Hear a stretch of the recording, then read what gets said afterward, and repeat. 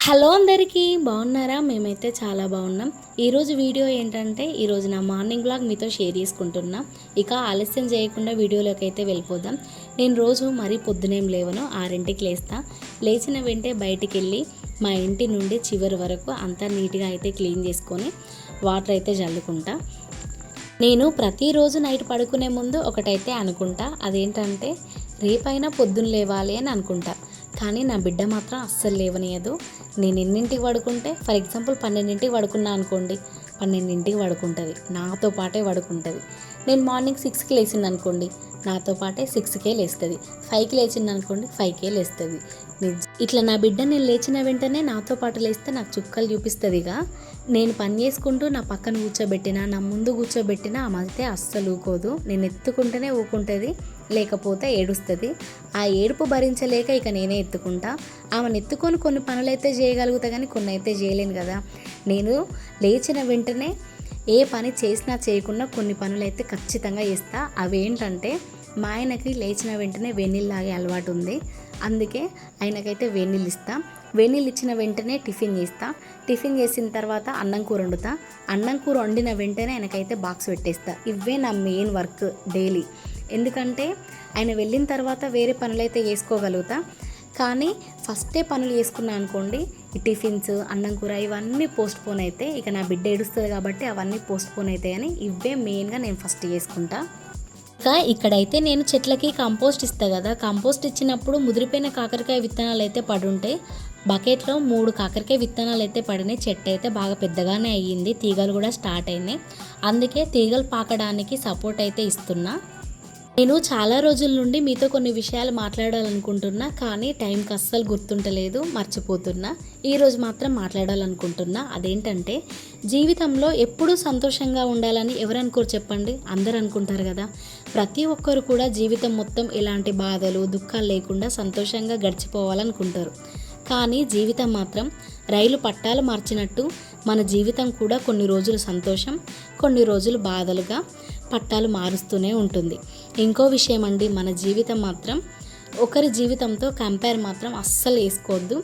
ఒకరి జీవితంతో కంపేర్ చేసుకున్నాం అనుకోండి, మనకు సంతోషం కాదు కదా, దుఃఖమే మిగులుతుంది.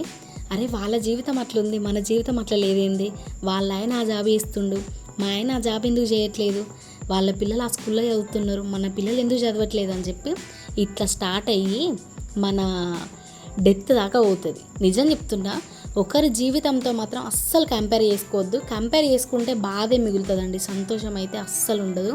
నేనైతే గట్టిగా చెప్తానండి, మీరు నమ్ముతారో నమ్మరో కానీ నేనైతే ఎవరి జీవితంతో ఇంతవరకు అయితే కంపేర్ అయితే అస్సలు చేసుకోను. ఎందుకంటే ఇప్పటి వరకు నేను బాగానే ఉన్నా, నేను సంతోషంగానే ఉన్నా. ఒకవేళ నేను సంతోషంగా ఉన్నా లేకున్నా ఒకరితో అయితే కంపేర్ చేసుకోను. ఎందుకంటే మేము మిడిల్ క్లాస్, మేము బాగానే ఉన్నాం. కానీ మాకంటే రిచ్ వాళ్ళతో నేనైతే అస్సలు పోల్చుకోను. నిజం చెప్తున్నా, మీరు నమ్మినా నమ్మకపోయినా. సేపు పక్కనోడు నవ్విండు, పక్కనోడు సంతోషంగా ఉన్నాడు, పక్కనోడు అది కొనుక్కున్నాడు, వాడి జీవితంలాగా మనదెందుకు లేదు, మన జీవితం ఎప్పుడు మారుతుందని ఆలోచిస్తూ ఉన్నాం అనుకోండి, మన జీవితం మాత్రం ఖచ్చితంగా సంకనాకిపోతుంది. ఎప్పుడో ఏదో రోజు ఎందుకు పనికి రాకుండా అయిపోతాం, ఉన్న మనశ్శాంతిని కూడా కోల్పోతాం.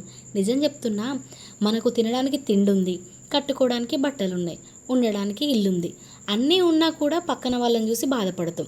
వాళ్ళకి అది ఉంది, మనకి ఇది లేదు అని చెప్పి ఆలోచించుకుంటూ ఉంటాం. మన జీవితానికి కూడు, గూడు, గుడ్డలు ముఖ్యమంటారు కదా. ఆ 3 లేని వాళ్ళు కూడా చాలా సంతోషంగా ఉంటారు. ఎందుకో తెలుసా? వాళ్ళు ఎదుటి వాళ్ళతో కంపేర్ చేసుకోరు, ఉన్న దాంట్లోనే సర్దుకొని ఉంటారు. నిజం చెప్తున్నా, పెళ్ళికి ముందు ఎట్లున్నా ఏం కాదు, కానీ పెళ్ళి అయిన తర్వాత అన్నింటినీ సర్దుకొని అన్నింటినీ మేనేజ్ చేసుకుంటూ ఉంటే మాత్రం లైఫ్ బాగుంటుంది. నేనేదో పెద్ద గొప్ప ఫిలాసఫీలు చెప్పట్లేదు, నాకు అనిపించింది, నాకు తోచింది ఈ యూట్యూబ్ ద్వారా చెప్పాలనిపించి చెప్తున్నా అంతే. కొంతమంది రకరకాలుగా అనుకుంటారు, ఈ వీడియో చూసుకుంటూ నవ్వుకునే వాళ్ళు నవ్వుకుంటారు. నవ్వుకున్నా నాకు అవసరం లేదు, నాకు చెప్పాలనిపించి చెప్తున్నా అంతే. ప్రతి పరిస్థితులకు అనుకూలంగా ఉండి సర్దుకొని ఉంటే ఖచ్చితంగా మన జీవితాన్ని మనం మార్చుకోకపోయినా దేవుడు మనకు నచ్చినట్టు ఖచ్చితంగా మారుస్తాడు. నేనైతే ఇదైతే గట్టిగా నమ్ముతా. ఇక ఇప్పటికే చాలా మాట్లాడినా, మీరు కూడా అనుకుంటారు చాలా మాట్లాడినామని. ఇక వీడియోలోకి అయితే వెళ్ళిపోదా. ఈరోజు మార్నింగ్ టిఫిన్ కింద సన్నపుప్మా వేసిన, అందులోకి నిమ్మకాయ పచ్చడి వేసి మా ఆయనకి ఇచ్చేసిన. మా ఆయనకి నిమ్మకాయ పచ్చడి అయితే అస్సలు నచ్చదంట, ఆయన ఎప్పుడూ తినలేదంట. నాకు తెలియక నేనేమో ఇద్దరికి అవుతుంది కదా టిఫిన్స్లోకి నిమ్మకాయ పచ్చడి అని చెప్పి నిమ్మకాయ పచ్చడి ఫుల్ పెట్టిన. ఇక ఏం చేస్తాం, కొంచెం కొంచెంగా అడ్జస్ట్ చేసుకొని అయితే తినాలి అని చెప్పి ఇచ్చేసిన. కొంచెం కష్టంగానే తిన్నాడు పాపం. కొన్నింటికైతే అస్సలు అడ్జస్ట్ అవ్వడు, కొన్నింటికి అడ్జస్ట్ అవుతారులేండి. ఇక ఈరోజు లంచ్లోకి అయితే అన్నం వండిన, ఆలుగడ్డ కర్రీ చేసిన, అదే ఆయనకి బాక్స్ పెట్టి ఇచ్చేసిన. ఆయన పోయిన తర్వాత ఇక నేనైతే కొన్ని పనులు చేసుకొని బోళ్ళు కూడా తోమేసుకున్నా, ఇల్లు ఉడ్చుకున్నా, ఇల్లు కడిగేసిన.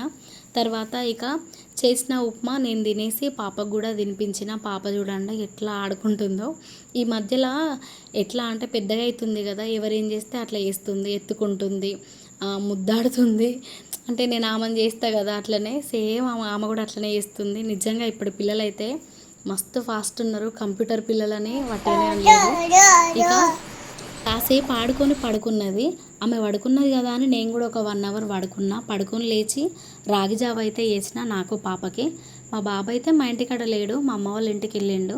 ఇక అందుకే మేమిద్దరం చేసుకున్నాం. మా ఇద్దరు పిల్లలైతే భలే ఇష్టంగా తాగుతారు, రాగి జావ అయినా అంబలైనా ఎంత పోస్తే అంత తాగుతారు. ఇప్పుడు నేను చూపించిన కదా గ్లాసు, నేను తాగే గ్లాసు పోసినా కూడా నా కొడుకు నా బిడ్డ కొంచెం గ్యాప్ ఇచ్చుకుంటూ అదంతా కంప్లీట్ చేస్తారు. అంత ఇష్టం వాళ్ళకి. పుల్ల పుల్లగా ఉప్పగా భలే ఉంటుంది తెలుసా టేస్ట్. చూడండి ఎంత ఎంజాయ్ చేసుకుంటూ ఎంత ఇష్టంగా తాగుతుందో. చిన్నపిల్లలకి రాగులు, జొన్నలు ఇట్లా చిరుధాన్యాలు ఆహారంలో ఇచ్చినామంటే వాళ్ళ బోన్స్ గట్టిగా అవుతాయంట. ఇక పాపకైతే అంతా తాగించేసిన. బట్టలు చూడండి ఎన్ని ఉన్నాయో. ఈ బట్టలు పిండి 2 డేస్ అవుతుంది.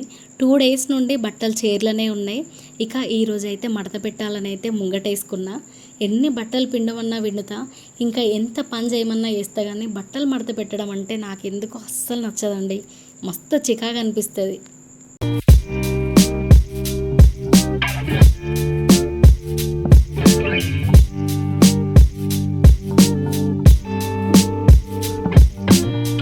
ఇంకా ఇంతేనండి ఈ వీడియో. నెక్స్ట్ వీడియోలో కలుద్దాం. ఇప్పటివరకు చూసిల్లు కదా, ఒక చిన్న లైక్ ఇచ్చి సబ్స్క్రైబ్ చేయండి.